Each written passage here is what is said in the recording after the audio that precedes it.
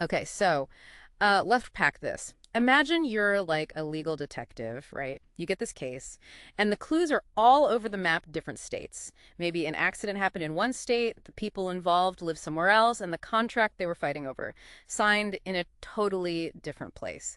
Your biggest headache. Figuring out which state's rule book you're supposed to use to actually solve the case. That really is the heart of what we're diving into today. Conflict of laws.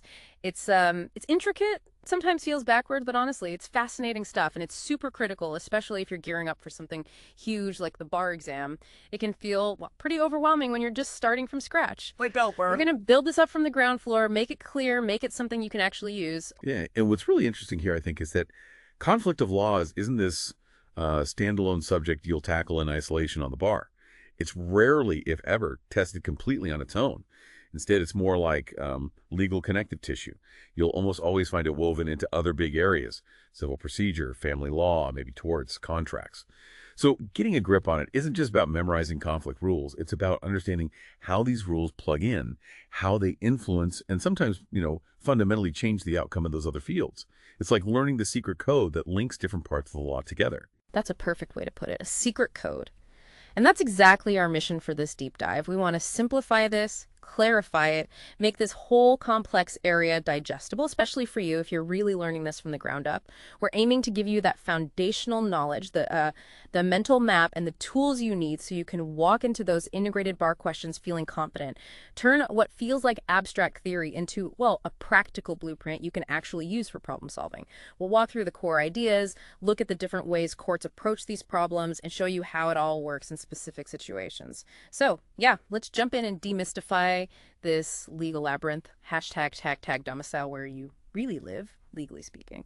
All right, so our journey into conflict of laws really has to start with what seems like a basic question, but it's legally crucial. Where do you actually live, legally speaking? This core concept, domicile, it's the starting block because it often decides which state's laws might kick in for a specific issue. Things like who inherits your stuff, getting divorced, even paying taxes. It's not just where your mailbox is. It's about your true, fixed, permanent home, the place you intend to return to even when you're away. Precisely. And technically, for an individual, domicile is defined as the place where that person is physically present and has the intent to remain for an unlimited or, indefinite time. Now, that definition sounds simple, but it's got two absolutely critical parts. First, there's presence. This isn't just swinging through on vacation or a quick business trip. It requires actual physical presence in that location. You have to actually be there. You can't just want to be domiciled somewhere. You need that physical connection. Okay, physical presence makes sense. But that second part, intent, that sounds a bit fuzzier. How do you actually prove someone intends to stay somewhere indefinitely? It's not like you just say, this is my home now, and it's done, right? Seems like that could be where the arguments happen. You're hitting on a really key point there. While what someone says about their intent matters, courts look beyond just words. They need concrete proof, tangible actions. Think about it. If you claim state X is your domicile, what have you actually done that shows you're committed to making it your legal home base? We're talking about things like, did you register to vote there? Are you paying state income taxes in that state? Where's your main bank account? Did you register your car there? Even bigger things, buying property, getting a local driver's license, joining community groups, stuff like that. These are all strong signs. It's the mental state backed up by real-world actions. And here's something absolutely crucial, that it simplifies things a lot. An individual can only have one domicile at a time. That's not just some random rule. It's fundamental. It stops people from trying to, game the system by claiming different homes for different legal perks, what lawyers call forum shopping. It guarantees there's one clear legal anchor for a person for most legal stuff. Okay, that one domicile rule definitely helps nail things down. But it makes me wonder, what about someone who can't legally make those big life decisions, like deciding where they intend to live forever? I'm thinking about infants, for example. How does domicile work for them? They don't get to choose, do they? No, they don't. Legally speaking, infants lack the capacity to form that intent to choose their own domicile. So the rule is straightforward. Their domicile is considered the same as their custodial parent's domicile. So we call it derived domicile. It just flows from the parent. This provides stability, avoids messy fights over where a baby intends to live. But there's an important exception here: emancipated infants. They can actually establish their own domicile. Emancipation is when a minor is legally freed from parental control, maybe through marriage, joining the military, or a court order. They gain certain adult legal capacities. And this concept, while maybe not spelled out in detail in every source, is vital because it means that emancipated minor can choose. So if they live independently and intend to stay in a new state indefinitely, they can set up their own domicile, separate from their parents. Right, so kids usually take their parents' domicile, unless they're legally emancipated and basically treated like adults for these purposes. Makes sense for keeping things stable for minors. Okay, now let's switch gears a bit. We've covered individuals, infants. What about corporations? They're legal persons, sure, but they don't live or intend like people do. How do we figure out their domicile in this whole legal map? Corporations. Compared to individuals, this is refreshingly simple. Almost a relief, right? A corporation's domicile is just the state where it's incorporated. That's it. End of story. It doesn't matter where they do most of their business, or where the CEO lives, or even where their headquarters is physically located. Though those places might matter for other legal questions, like jurisdiction. For domicile, it's just the state of incorporation. It gives a clear, undeniable legal home for the business entity, no matter how spread out its operations are. It neatly avoids all those tricky questions about intent and physical presence. Just a clean, predictable rule. #, choice of law, deciding which rules apply. All right, so we figured out how to pin down where everyone legally belongs their domicile. Now comes the real puzzle, right? When you have a legal issue, and the people or events involved are connected to more than one state, maybe that contract signed in Nevada but performed in California, or the Arizona car crash with drivers from Texas and Florida, how do we decide which state's actual laws we use? This is the core of choice of law. It's about navigating those different legal systems to pick the right set of rules for the specific case. Yes, and this brings us to a really crucial distinction that trips people up all the time. The difference between choice of law and jurisdiction. You absolutely need to get this straight from the beginning. Jurisdiction is about the court's basic power or authority to even hear a case. Does this court have power over the people involved? That's personal jurisdiction, and over the type of case, subject matter jurisdiction. If a court doesn't have jurisdiction, that's it. Case dismissed, essentially. Choice of law, though, that comes next. Assuming the court does have jurisdiction, the question then becomes, okay, which state's laws, both procedural and substantive, will this court apply to actually decide the fight? It's critical to understand that just because a court can hear your case doesn't automatically mean it uses its own state's laws for every single issue. It's about picking the correct rule book for the specific situation, even if that rule book technically belongs to another state. Think of it like a referee might be qualified to officiate a game, a jurisdiction, but they still need to figure out if they're applying the rules of basketball or soccer based on what game is actually being played. Choice of law. #, limitations on choice of law. That distinction is huge. Jurisdiction gets you in the door. Choice of law tells you the rules of the game inside. Super important. And even once a court has jurisdiction, you're saying it doesn't just get to pick any law it wants. There are boundaries. Absolutely. Significant boundaries. Courts don't have unlimited freedom here. These limits come mainly from three places: the U.S. Constitution, specific state and federal laws, statutes, and sometimes even agreements the parties made themselves, especially in contracts. Let's look at the constitutional limitations first. Two clauses are really key here, and they pop up a lot on exams. First, the 14th Amendment Due Process Clause. This basically says that a forum state, that's the state where the lawsuit is actually filed, can only apply its own law if it had significant contact or aggregation of contacts with the dispute. There has to be a real meaningful link between the state, the parties, or the events. The choice to use its own law can't be arbitrary nor fundamentally unfair. So like two people from Maine crash their cars in Maine. One can't just sue the other in, say, Hawaii, just because they have a cousin there and expect Hawaii law to apply. Hawaii lacks those significant contacts. It's a fairness shield, basically. Then there's the Article 4, Full Faith and Credit Clause. This one works a bit differently. It commands a forum state to apply another state's law if the forum state has no contacts with or interest in the controversy, end quote. If the forum state has no skin in the game, it must respect the other state's law. However, and this is a crucial however, it doesn't stop a forum from applying its own law if it does have contacts or interests. And it also doesn't force a state to apply another state's law if doing so would violate the forum state's own legitimate public policy. You see the tension here. It's a constant balancing act between respecting sister states and protecting the forum's own core interests and values. Okay, so the Constitution sets up these big guardrails: fairness through due process, respect through full faith and credit, but with an escape hatch for public policy. What about statutory limitations? Can laws passed by legislatures dictate the choice? Yes, definitely. State legislatures can and often do pass statutes that require specific choice of law rules for certain types of cases. Hmm. You might see this in areas like workers' compensation, insurance law, or under the Uniform Commercial Code for sales of goods. These statutes can override the general judge-made approaches, and even more powerfully, certain federal statutes can completely preempt state choice of law rules in specific areas. Think about things like patent law, copyright, antitrust, bankruptcy. These are fields where federal law basically takes over, leaving no room for state laws, including state choice of law rules, to operate. Federal law reigns supreme in those zones. That makes sense. Federal law trumps state law in certain areas. Now, what about the parties themselves? You mentioned party-controlled choice of law, especially in contracts. Can people just agree beforehand, hey, if we have a dispute, we'll use California law? Seems like that could make things way simpler, or maybe open the door to picking favorable laws. It absolutely can simplify things, and that's why it's incredibly common in business contracts. Providing certainty is huge. So yes, contractual choice of law provisions are generally enforceable. Parties have a lot of freedom to pick the rule book that governs their deal. But, like you hinted, it's not a blank check. Courts will generally enforce these clauses if they meet about 4 conditions. 1, it has to be a valid agreement with an effective clause. No fraud or duress, basically, real consent. 2, the clause has to actually apply to the specific lawsuit under the contract's own terms. Does the clause cover this type of dispute? 3, the chosen law must be reasonably related to the lawsuit. The state whose law is chosen needs to have some real connection to the parties or the contract. You can't just pick, say, Delaware law for a contract between 2 Californians dealing with property in California just because Delaware law might be favorable. That's arbitrary. There needs to be a link. And 4, crucially, applying the chosen law can't violate a fundamental public policy of the forum state or another significantly interested state. This is the big safety valve.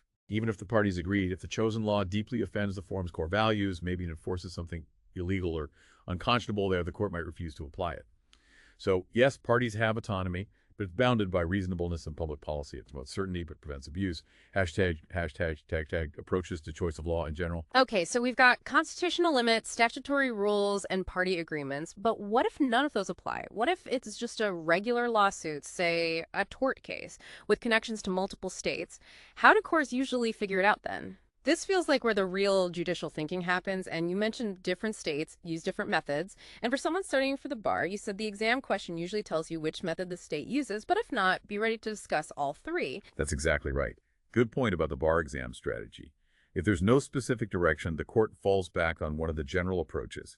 And yes, there are 3 main ones you need to know. The vested rights approach, which is associated with the first restatement of conflict of laws. The most significant relationship approach from the second restatement, which is probably the most common one used today, and the governmental interest approach. These really show an evolution in how courts think about these problems. Let's start with vested rights. This is the oldest, kind of the most traditional approach. Its core idea is pretty geographical, almost mechanical. It says the law that controls is the law of the place where the party's rights vested, which basically means where did the last act happen that was necessary to create the cause of action? Where did the legal right crystallize? It's all about pinpointing that one specific location. How it works is the forum court first labels the issue as either procedural or substantive. If it's procedural, think rules of evidence, statutes of limitation, how the court operates. The forum court just uses its own procedural rules. Easy enough. If it's substantive, the actual legal rights and duties like the elements of negligence or breach of contract, the forum court first figures out the area of law, tort, contract, etc., using its own law. Then it applies the forum state's specific choice of law rule for that substantive area. For torts under this approach, for instance, that usually means applying the law of the place where the injury occurred. So if you're injured in State X's substantive tort law applies. Simple, predictable, but maybe sometimes feels a bit arbitrary. Yeah, that vested rights approach sounds very focused on finding that single geographic spot where the legal light bulb went on, so to speak, very location dependent. Exactly. And that rigidity, that focus only on location without looking at the why behind the laws, sometimes led to results that just didn't feel right or didn't make policy sense. That dissatisfaction led to the most significant relationship approach from the restatement second. This is way more flexible and policy-focused. It's a dominant approach now. The core idea here is to apply the law of the state that has the most significant relationship to the specific issue being decided. How do they figure that out? Well, courts look at 2 things. Connecting facts, just the factual links between the states and the case, where people live, where things happened, and also 7 key policy principles. These principles guide the analysis, they get at the why, they include things like The needs of the interstate system, we want things to work smoothly across borders. The policies of the forum state itself, the policies of other interested states, what the parties might have reasonably expected, especially in contracts, the basic goals of the underlying area of law, like deterring negligence and torts, trying to achieve certainty, predictability, uniformity, and just making the rule easy for courts to apply later. So the process involves like isolating the exact legal issue in conflict, figuring out the policy goals behind each state's competing law on that issue, seeing which state has a stronger interest based on the facts in those policies, and then concluding which state has the superior connection. It's a much more nuanced balancing act. So it's not just where it happened, but also why the laws are the way they are and what the states are trying to achieve and where the connections are strongest. That feels much more thoughtful, maybe, more tailored. It is definitely more nuanced. And then there's the third way, the governmental interest approach. This one takes yet another angle. It starts with the presumption. The forum state will apply its own law unless a party convinces the court that another state has a greater interest in having its law applied. It's very policy-driven, focused on state interests. It uses these concepts. False conflict. This happens if, when you look at the policies behind the laws, only one state actually has a real interest in applying its law to this specific case. If State A's law is meant to protect State A residents, but no one involved is from State A, then State A has no interest. In a false conflict, the court just applies the law of the only interested state. Easy. True conflict. This is when the analysis shows that both the forum state and another state have legitimate interest in applying their own conflicting laws. Now what? The forum state usually reevaluates its own policies. If it can't clearly decide which interest is stronger, like a tie, it typically defaults to applying its own law. Forum law wins in a true conflict tie. No state interest. It's rare, but maybe no state has real interest. Again, forum law usually prevails by default. This approach really puts the focus on what the states are trying to achieve with their laws. Wow, okay. Three very different ways of thinking about the same problem: location, connections, and policy, or just state interests. That's a lot to keep straight. Now, what about federal court? If I file a case in federal court because, say, I'm from Texas suing someone from Oklahoma, that's diversity jurisdiction, does the federal court use its own federal choice of law rules, or does it borrow from the state? That's a classic question, and the answer comes from a famous case called Claxon. The Claxon rule says that a federal district court sitting in diversity jurisdiction generally must apply the choice of law rules of the state in which it sits. So if you're in federal court in Oklahoma based on diversity, that federal court will use Oklahoma's choice of law rules, whichever approach Oklahoma follows, vested rights, most significant relationship, etc., to decide which state's substantive law applies. The goal is consistency. The outcome shouldn't change just because you're in the federal courthouse instead of the state courthouse down the street. It prevents forum shopping between state and federal courts in the same state just to get better choice of law rules. But it gets a little complicated when cases get transferred between federal courts in different states. There's a fork in the road here. If the case was originally filed in a federal court where venue is proper, meaning it was allowed to be filed there, and then it gets transferred to a federal court in another state, maybe for convenience, the receiving court generally applies the choice of law rules of the first state, the state where it was originally filed properly. The law follows the case. But if the case was originally filed in a federal court where venue was improper, it shouldn't have been filed there in the first place, and then it gets transferred, the receiving court applies its own state's choice of law rules. The improper filing doesn't get to dictate the law. The new, proper court applies its local rules. That distinction is key for transferred cases. Okay, so the Claxon rule keeps federal courts in line with their home state's rules, but transfers depend on whether the first court was proper. That's a neat twist. You know, these rules feel complex, but law is always changing.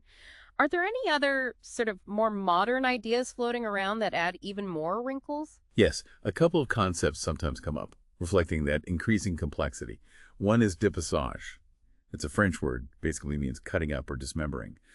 This approach allows a court to apply the laws of different states to different issues within the same case. So for one contract dispute, maybe State A's law governs whether the contract was validly formed, but State B's law governs whether the performance was adequate or breached. It's like dissecting the case issue by issue and applying the most appropriate law to each piece, instead of one law for the whole thing. It aims for precision, but it can also make things more complicated. And then there's renvoi, another French term, means send back or refer back. This is a doctrine that most U.S. states have rejected because it can get really confusing fast. It would require a forum court, when deciding to apply another state's law, to also apply that other state's choice of law rules. You see the problem. State A's rules might point to State B's law, but State B's choice of law rules might point back to State A's law, or even to State C's law. You can create this endless loop or circular reference. So generally, U.S. courts don't do renvoi. They apply the chosen state's substantive law, not its choice of law rules, except there's always an exception, right? The Federal Tort Claims Act, which governs tort suits against the U.S. government, specifically requires applying the whole law, including the choice of law rules of the place where the tort occurred. So renvoi does apply in that specific federal context. But otherwise, try to forget about it. Hashtag tag rules for specific areas of substantive law. Okay. Depassage for splitting issues, renvoi mostly rejected except for FTCA. Got it. So now let's really bring this down to earth. How do these big approaches, vested rights, most significant relationship, governmental interest, actually play out in the specific legal areas you see all the time on the bar exam? Like torts, contracts, property. This is where we need to see the application, right? Exactly. This is where you connect the theory to the practice. Let's break it down area by area, starting with torts. Under the old vested rights approach, it's simple. The law governing a tort is the law of the place where the last event necessary to make the actor liable occurred. 99% of the time, that just means the place of the injury. Car crash in Ohio. Ohio tort law applies. Straightforward. Under the most significant relationship approach, the common one, it's more flexible. It starts with the presumption that the place of injury's law applies, but another state's law can be used if that other state has a more significant relationship to the issue and the parties. How do courts decide? They weigh those 7 policy principles we talked about, and they look at specific connecting facts for torts. Where did the injury happen? Where did the conduct causing the injury happen? Where are the parties domiciled, residing, incorporated, or doing business? And if there's a relationship between the parties, like if they were in a contract, where is that relationship centered?